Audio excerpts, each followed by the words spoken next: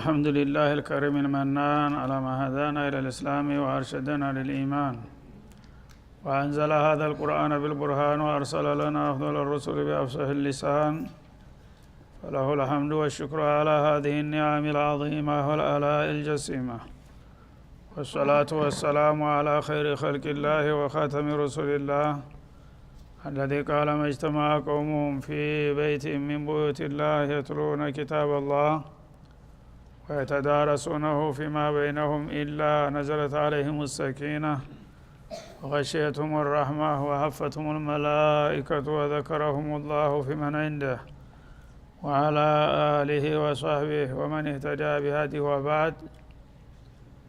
فقد وقفنا في درس أمس عند قوله جل وعلا من سورة القصص: وقيل ادعوا شركاءكم فدعوهم فلم يستجيبوا لهم ورأوا العذاب لو أنهم كانوا يهتدون.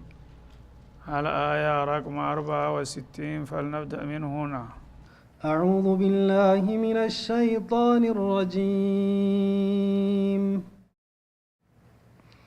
وقيل ادعوا شركاءكم فدعوهم فلم يستجيبوا لهم ورأوا العذاب لو أنهم كانوا يهتدون.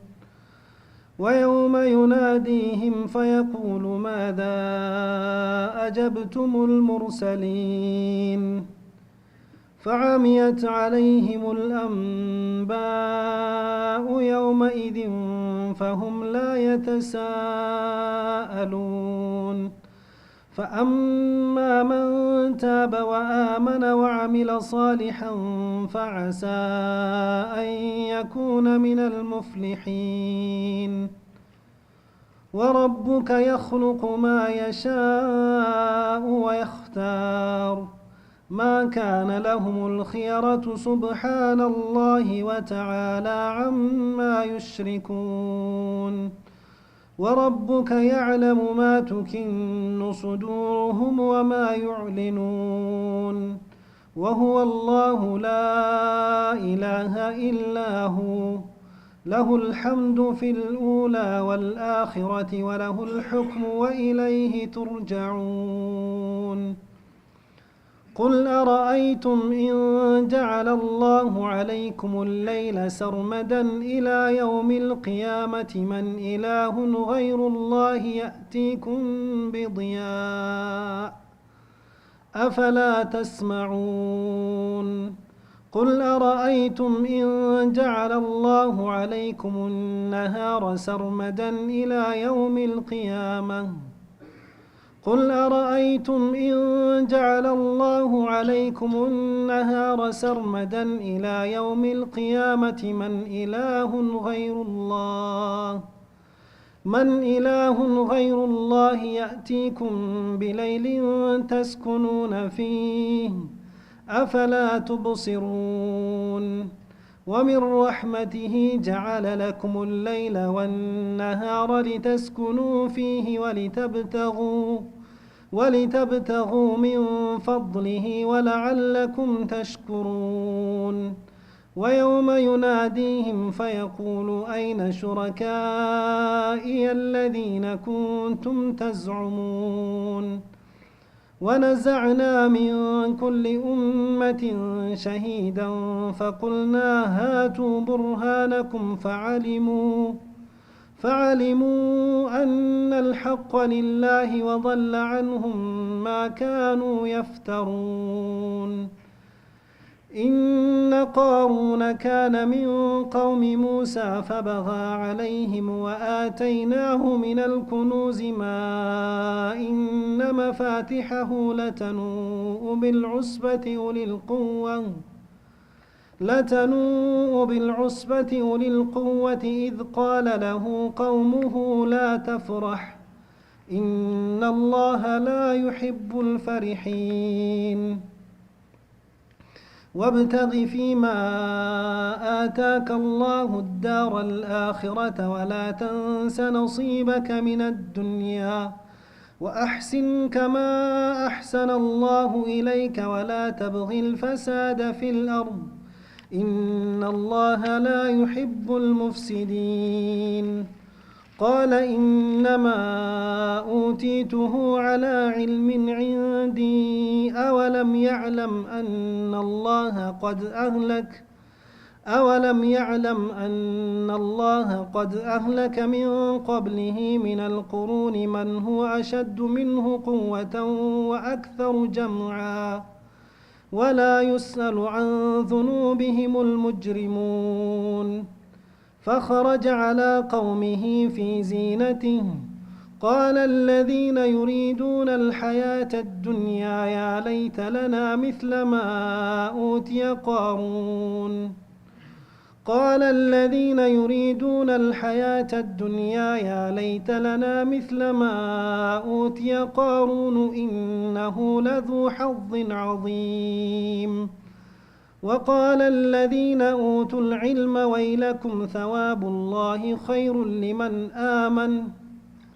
وقال الذين أوتوا العلم ويلكم ثواب الله خير لمن آمن وعمل صالحا ولا يلقاها إلا الصابرون فخسفنا به وبداره الأرض فما كان له من فئة ينصرونه من دون الله وما كان من المنتصرين وأصبح الذين تمنوا مكانه بالأمس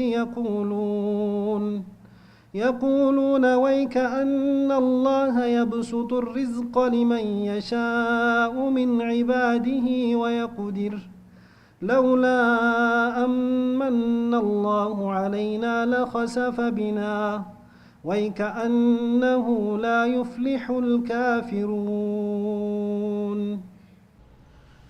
أعوذ بالله السميع العليم من الشيطان الرجيم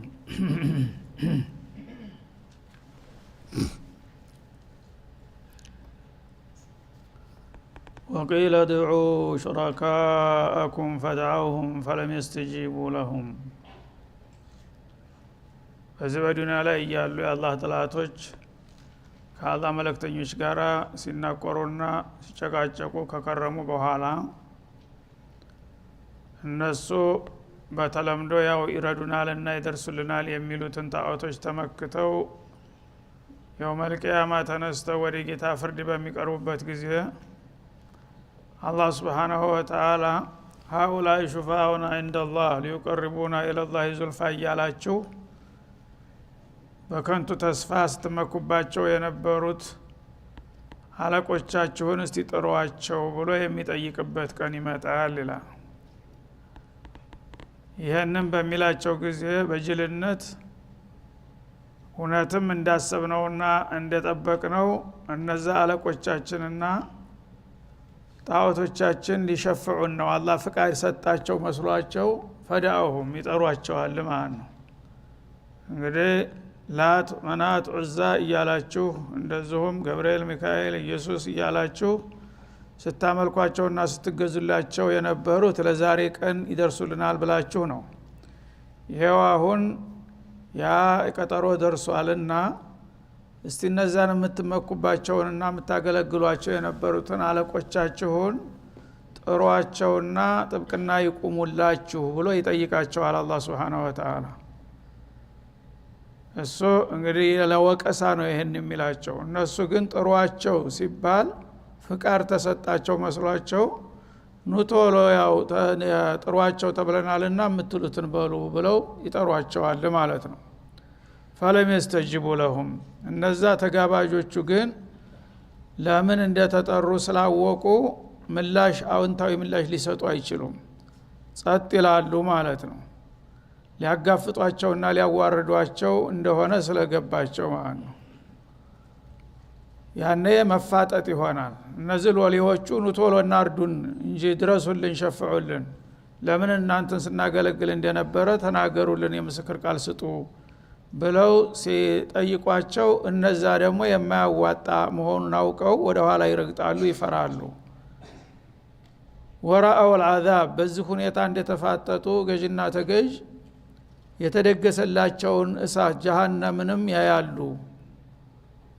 የጀሃነም ልክ የዩቃንስ ባህር መስሎ ጨለማ ነገር ነው እየጎደራ እንደ ብራቅ እየጮኸ የታሉ ደንበኞች ስጠኝ እንጂ አስረክበኝ እስከዛሬ ጠበቁ አሁን እንኳን ቶላ አይሰጠኝም እንደያለች ታሽካካለች ሰውል ማለት ነው ይሄ ክስተት ይመጣል ለው አንሁም ካኑ ይህተዱን ያነ ምን ነው በዱንያ ላይ ያለን በአላህ መለክተኞች ፈለግ ብንከተልና ወደ ሐቅ ብንመራ ኑሮ ምንኛ መልካም ነበር እያሉ ጸጸታቸውን ያመነዝሃሉ ይላል ሩበማ የወዱ الذين كفروا لو كانوا يعلمون እንዳለው ዛሬ ሙስሊም በእነሱ ዘንዳ ኋላ ቀር ደካማ ስለሆነ እነዚህ ያልታደሉ ከንቶች እያሉ እንደሚጠቃቀሱ የናቁትን ቃል እንደሚባል ሆነና የዛ ጊዜ ለካ ትክክለኛው መንገድ የሙስሊሞቹ ነበር ለካ በእነሱ መንገድ ብንሄድ ኑሮ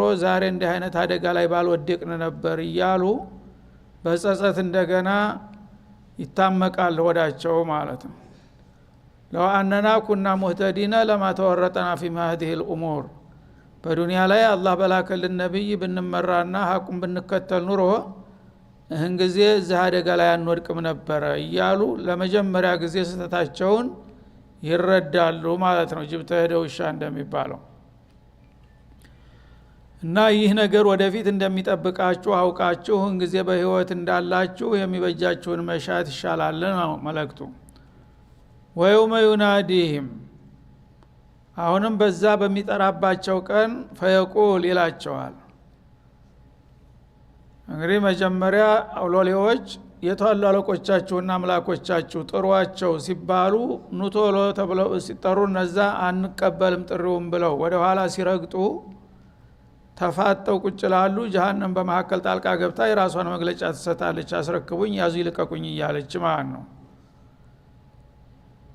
እንደገና ሁለተኛ ጥሪ ይቀርብላቸዋል ከአላህ በኩል ማለት ነው ምን ብሎ ይጠራቸዋል ፈየቁል ማዛ አጀብቱሙል ሙርሰሊን እናንተ በዱንያ በምድራዊ ህይወታችሁ ያላችሁ በተለያዩ ሀገራትና ዘመናት የተለያዩ መልእክተኞችን እንዳደርሷችሁ ልከላችሁ ነበር ለነዛ መልእክተኞች ምን አይነት መልስ ሰጣችሁ እስቲ የዛ ጊዜ የሰጣችሁት መልስ አሁን ንገሩኝ ብሎ ይጠይቃቸዋል ሲያፋጥጣቸው ማለት ነው ሩሱሎችም ወኢዘ ሩሱሉ እቅተት እንዳለው እዛው ተሰልፈዋል እና የኔን መልእክት ሲያደርሷችሁ እናንተ ምን መልስ ሰጣችሁ እናንተስ ምን ተባላችሁ ግራና ቀኝ አቅርቦ ሁለቱን ተቀራኒዎች ይጠይቃቸዋል ማለት ነው ያነ ያው እናንተ ውሸታሞች አጭበርባሪዎችና ሰሃራዎች ሻዒሮች ብለን ነው የመለስንላቸው ቢሉ ያው በራሳቸው ላይ መሰከሩ ማለት ነው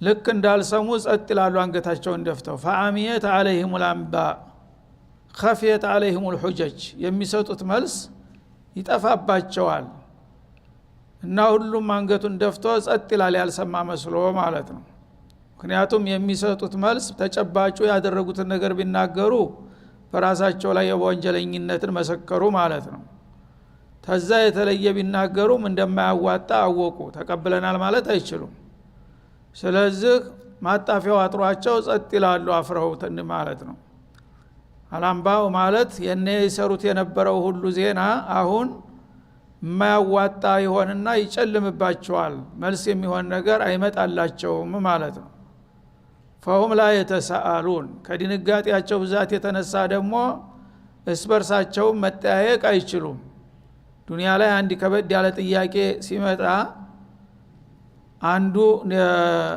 ተጎኑ ያለውን እንኳን በመስጥር አንተ እንዴት የጥያቄ እስቲመልሱ ንገረኝ አስታውሰኝ ይለዋል ማለት ነው ይኮራረጃል ማለት ነው ያም የለም ነገሩ ቀልድ አይደለም የዛ ጊዜ ብርቱና ጠንካራ የሚባል ነገር የለም ሁሉም ታቅሙ በላይ ሆኖ የሚለውን አጥቶ ጸጥ ብሏል አንዱ ካንዱ ጠይቆና ኮርጆ መልስ መስጠት አይቻልም ይላል አላህ Subhanahu Wa Ta'ala ያነ እንግዲህ እነዚህ ከሃዲዎችና ወስላቶች የዚህ አይነት ፈዲሃ ቅሌት ላይ በሚወድቁበት ጊዜ ሌሎቹ ሳማኝ የነበሩት በምን ሁኔታ ላይ ይገኛሉ ካላችሁ ፈአማ መንታብ በዱንያ ህይወቱ ያለ የጌታ መልእክት ሲደርሰው ከጃሂልያ ህይወት ተመልሶ ወደ እስላማዊ ስርዓት የመጣው ማቀናኤው ክፍል ይላል ወአመን ቢረቢህ በጌታው በወቅቱ ያመነና ወአሚለ ሷሊሃን ጌታው ያዘዘውን መልካም የሰራና በወቅቱ የሚያዋጣውን የገበየው ፈዓሳ የኩነ ሚነል ሙፍሊሒን ይህ አይነቱ ክፍል በዛ እለት ከሚቀናቸው እድለኞች እንደሚሆን ተስፋ ይደረጋል አለ። እንግዲህ በዱንያ ላይ እያሉ የሰው ልጆች አላህ ረሱሎች ሲመጡ ለሁለት ይከፈላል። የግድ ቀናኤው ክፍል ተጌታ መልእክት ከመጣልኝ ምን እጠብቃለሁ ብሎ ይቀበላል፣ ይከተላል። ያው የተሰጠውን መመሪያ ተመርኩዞ ጌታ የሚፈልገውን ነገር ይሰራል ማለት ነው በመስመሩ ላይ ተሰይሞ። ሌላው ደግሞ አንተ ሻዒር ካህን እነማ አንተ በሸሩ مثلنا እያለ ማመናጨቅና መዝለፍ ይጀምራል ማለት ነው። እነዛኞቹ ከሃዲዎቹና ጸረ ሐቅ የሆኑት ያኔ መጨረሻ ለመለክተኞች ምን መልስ ሰጣችሁ ሲባሉ ሚሉትን አጡት፣ አንገታቸውን ደፍተው ጸጥ ሲሉ አማኞች የነበሩትስ ምን ይላሉ? አማኞቹማ በወቅቱ ጥሪውን ተቀብለው አላህ እንደሚፈልገው በቀናው መንገድ የሚሰሩትን ሰርተው መተዋልና እነሱ በዛ ቀን የደስታቸው ዕለት ነው።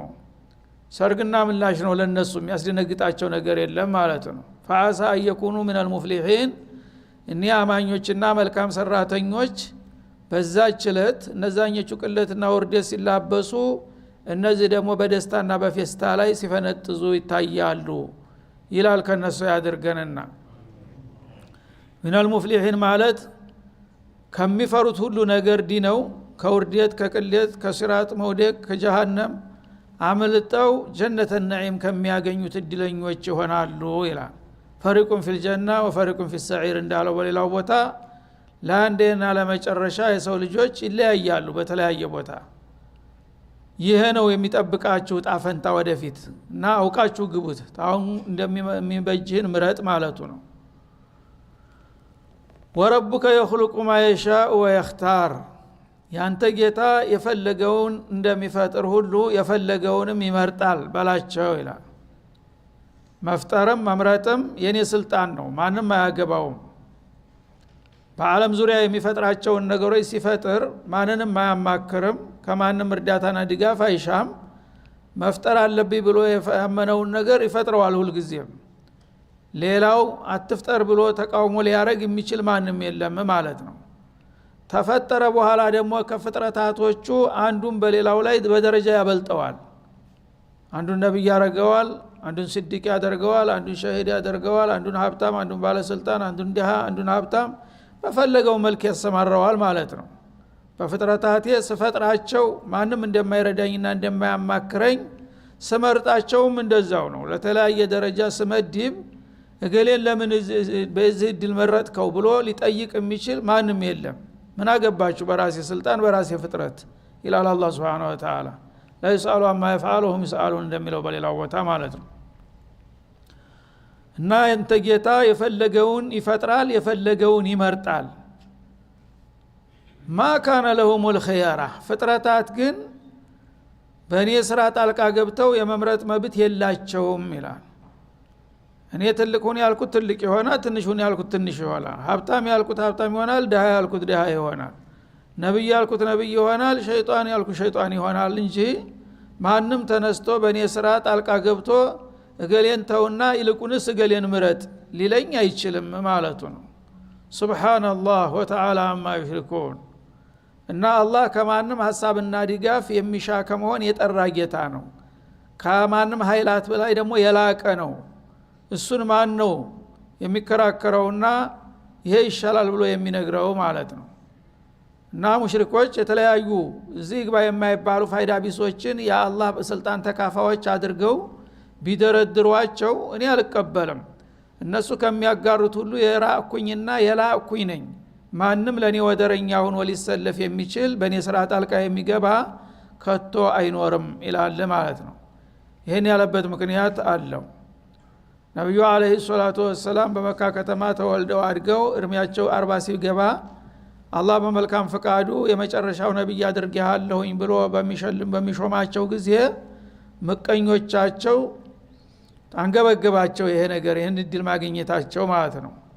እና ወሊድ ኢብኑ አልሙጊራ የሚባሉት እነ ሸይባና እና አቡጀል ሌሎቹም አማ ወጀደ ኢላ የቲማ አብዱል ሙጠሊብ አሉ። በአላህ ላይ ትችት ነብይ መላክ ካስፈለገ በዚች ሀገር የአብዱል ሙጠሊብን የቲም የሚተካ ሰው ጠፋ እንዴ አሉ። እንግዲህ ተሳስተሃል፣ ምርጫ ልክ አይደለም ሊሉት አላህን ማለት ነው። እና የነሱ መስፈርት ምንድነው? ነብይ ለመምረጥ ሀብታም መሆን ወይም በጣም ገናና አምባገነን ባለስልጣን መሆን ነው የነሱ መስፈርት ማለት ነው። ይሄ ሰውዬ ተሀብቶ ሀብት የለው፣ እንደገና ስልጣን የለው። በሀብት በስልጣን የሚበልጡ ስንት ትልልቅ ሰዎች እያሉ በዚች ሀገር እንዴት ይሄንን የአብዱል ሙጠሊብን የቲም መረጠ? ተሱ ሌላ ሰው ጠፋ እንደ ያሉ ማለት ነው። እንዳውም በአንደኛው ተናጋሪ አላ ረጁል ሚን አልቀርየተይን ዓዚም አለ። እንዳው ሌላው ቢቀር ሁለት ጎላ ያሉ ከበርቴዎች ነበሩ። በመካ ሀገር ወሊድ ኢብኑ አልሙጊራ፣ በጧይፍ ሀገር ደግሞ ዑርዋ ኢብኑ መስዑድ የሚባሉ ነበሩ። በሁለቱ ትልልቅ ከተሞች አንቱ የተባሉ ከበርቴዎች አሉ። እነዚህን ሰዎች ለምን ረሳቸው? ለዚህ ዕድል ለምን አልመረጣቸውም አሉ። እጮኛ ያቀርቡለታል ማለት ነው።